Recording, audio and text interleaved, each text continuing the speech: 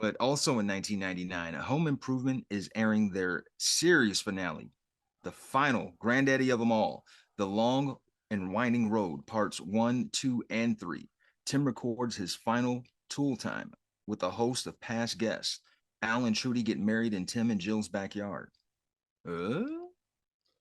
Al finally gets that wife. It's Marla Hooch from A League of Their Own.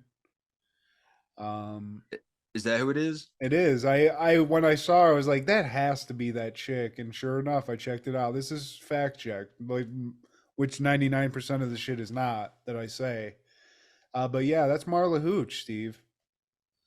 I was listening in a fucking Key Sweat that night, smanging Marla Hooch, fucking living the good life. This episode, Steve, to be honest, I'm sort of ashamed. I teared up. I teared up. I'm a sucker for those finales that show the clips, man. When they show Yeah. those clips and then they play that Miller Boyette music behind it, god damn it, you can't do shit about it. Yeah, and I mean by the like I watched the so with this was a three-parter. I'm gonna be I'm being honest with the audience. We're talking about the last. We're talking about the last episode. I watched the last one, and this. I mean, it starts off. We get everything we want, Steve, right away. We get Tim. We get Al. It's the last step. They're getting ready for the last step. We get Heidi looking. I mean, the word Michigan has never looked so good. It's on the shirt. She's looking fantastic. And I mean, how big of a crush did you have on Heidi, Steve? Because I know I was just, I mean, we all know Pamela was on this show too, and shout out to the legend, but Heidi, God bless. She's up there, Matt. She's up there. And Michigan never looked so good, man. God Probably the best thing bless. that happened to Michigan. Yeah. And everyone's in attendance for this final episode. They have like a smarmy producer that's like sort of touching base with them that they just don't like. This guy wants them to like burn the whole set down and sort of have like this huge finale of an episode. Um Nobody Morgan. likes him. He's sort of the doormat. Everybody just likes to shit on this fucking dude. What was the guy, Rat Breath or whatever on Howard Stern? He was kind of like that on the show, on the movie Private Parts. Oh, Was it pig Pig Vomit? vomit? Yeah, pig vomit. Yeah, he's kind of like that, but he wants Tool Time to be more like the Springer Show. And in one of the previous episodes, they actually do a show where they stage couples fighting, and they're like coming off the stage into the from the audience, and Tim is just like, dude, what the fuck? He finds out after the fact that everything was staged, and he was like, dude, I think he literally said, "You want us to be like Jerry Springer?" Yeah, which is weird for a home improvement show, but Yeah, that was the 90s, that's whatever. But that guy's name is Morgan, I believe. Morgan. Yeah, Yeah, he's just like a smarmy dude. He's young, he's a producer. But this is the last show. So Tim, he's like tells Al, he's like, "Look, man, we're not going to do all that bullshit, dude. Fuck that guy. We're going to go out the way we want to go out. Like we're going to make this thing legendary our way." So they do the show. They do like a quick segment at the beginning, which is just like he's basically Tim's like, "Look, the producers wanted me to do this thing. Fuck all that. We love you guys. And now we're gonna do our show." So they do that, and then it's basically just like a who's who of who's come on Tool Time at this point. Um, the guys from K&B Construction that are like the all tool band, I think is what they're called, but they play music with tools. it's They it's the do, K&B boys, the Lovely Jane, Sparky Henderson, Eddie from Eddie's Body Shop, Felix, and Mario Andretti himself. yeah, and we get a fucking like just a face melter of a Tool solo, where they play like some song. Everybody gets in the mix. Uh, People are playing tools. The audience is in it. Tim and Al start lighting acetylene torches and waving them like you would like a lighter. But I got to be honest, they're doing a lot of spins and stuff, and you can see when you're watching this that both of them are really sort of scared of where the torches are going because they're getting a little erratic with the movement, Steven. You just don't want to do that. And I think something important that we skipped over, man, when Jill has a conversation with Wilson, and she's on the fence, no pun intended, about whether or not she should go to Indiana or stay in Detroit. And one more time at least. She wants to get some advice. She wants an answer, a yes or no. And what better person to ask for advice than the neighbor Wilson, W. Wilson? And he's basically saying, like, I'm not saying whether you should stay or go. And if you're asking me if I should sell my friends on moving, my best friends move, like I can't do that. Yeah. And he's Zen, dude. He's Buddha. Yeah. He's Detroit's Buddha. And this guy, he gives her a hug. She gets over the fence. Like that's kind of the thing with, they never cross that line. And in this episode, that's constantly like that line ends too. Like that's one of the final things. So she gives him a hug. It's still sort of like it's basically she seems to be veering towards making that decision to move, but she's still like struggling with that. Cut back to the show. We get that song. They're waving the torches, even though they said they weren't going to burn the set down. Tim almost does burn the set down, but luckily they got some fire department there on set to put the banner out that he lights on fire at the end of the song. But then we cut home to Tim's house, and they're setting up like the backyard of Tim's house for Al and Trudy's wedding. And now it's Tim's turn to get some advice. He's talking to Wilson, and he's sort of first bitching about just like he's just sort of bitching and stuff. And he Wilson like asks him about the show, and asks him about I think like the move and stuff.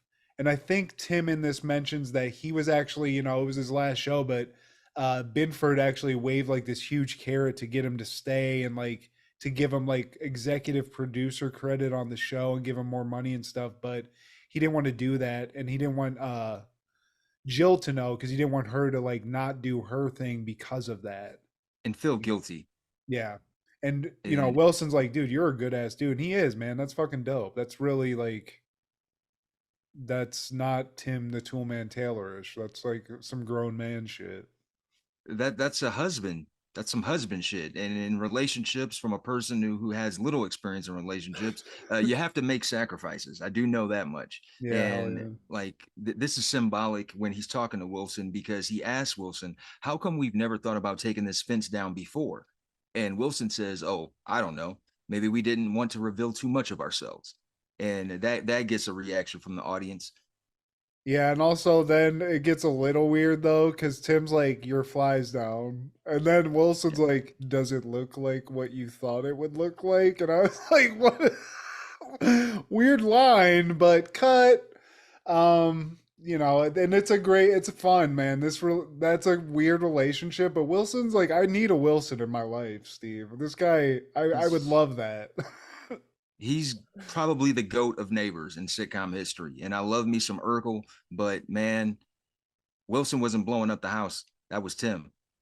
Yeah. And Wilson for once, like he's like almost in admiration to Tim more than you usually see. And we cut from that to the wedding. Everybody's getting ready at Al's wedding. I mean, who knew? You never thought this guy that used to live with his mom, Tim's been ribbing him for years. He's getting married.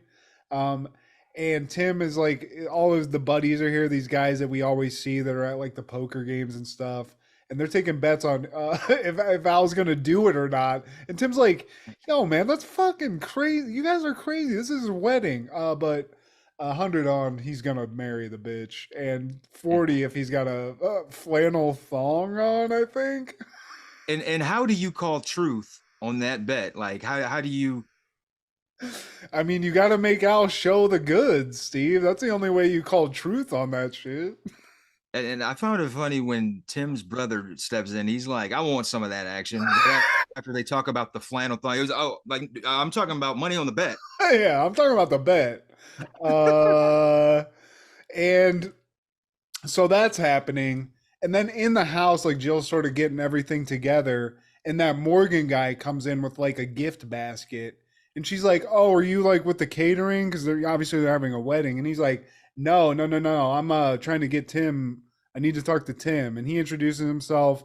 He spills the beans on the fact that Binford's been trying like the thing, like trying to get him to stay, the offer, and she realizes the sacrifice Tim makes, but also takes the time to shit on Morgan and, basically just shoo him out like a piece of shit out of the house. So we get that.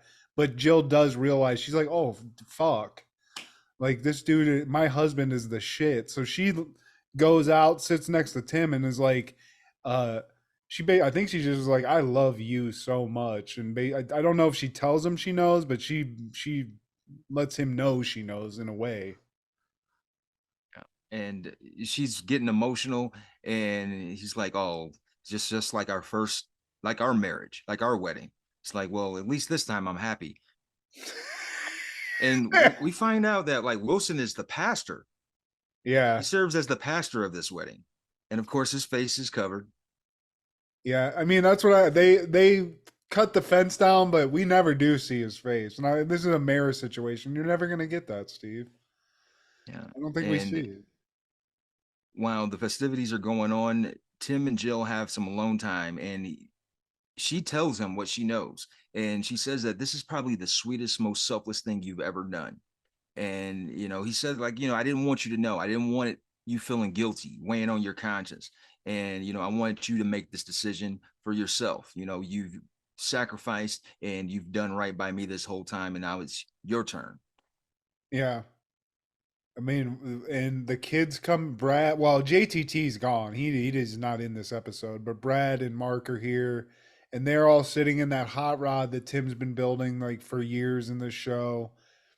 And they're like, Jill's like, I just can't, like, I'm ready for the next step, but like, I do not want to leave this house. Like, I don't want to leave this place. She told Wilson in the beginning, like, when she was young, like, she was always moving and she never was able to put down roots. And like, when they moved into this house, like, that was the first time she was ever able to do that as like an adult or ever in her life. So, like, the idea of doing that, she just doesn't want to. So she's like, Tim, I don't want to do this. I just can't leave the house. And now we see the gears turning in Tim the Tool Man's head. He's like, move that house. And she's like, what are you thinking about? He's like, well, you know, I don't think, if we were to move, like, we don't have to leave the house, So which, they uproot the house and they hitch it to a truck, and then they get it transported on a boat. And at the very end, we finally get some because I'm watching this, man, and like I'm like, dude, you're not gonna say it. This is the last hurrah. We don't like it should be uh, full of like he saved it to the very end. Thank you, yeah, Tim the dude. Tool Man.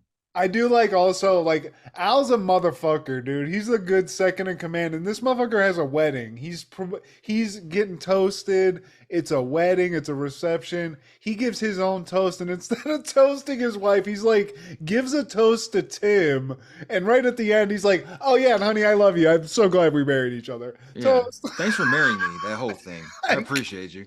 I feel like I would make that blunder if Oh I had yeah, for some. sure. Well, and it's like a big moment, He's had this show. It's this whole thing, but I just thought that was fucking funny. And what a good. He's a great second in command, dude. Like I forgot. I don't know. It was just weird. I got emotional, but I guess like I watch his show a lot. It was just it was fun, man. It was a good finale, dude. 8 seasons, man. Like that show grew up with us. And I remember watching this because it was a spectacle, man. They promoted it heavily. This is, the last go round. And the initial airing, they had a 30-minute show after this finale that was bloopers. They kind of broke the fourth wall, and you got to talk to Tim Allen. You got to talk to the actual players of this. And at that point, then they really showed Earl Hindman's face, the guy who played Wilson. Oh And I yeah. remember that, he had I think he had like a portable like fence, and then he finally like, Hey, the ratings went off. That was the biggest ratings of all time, Steve. yeah, man. And another finale under our belt.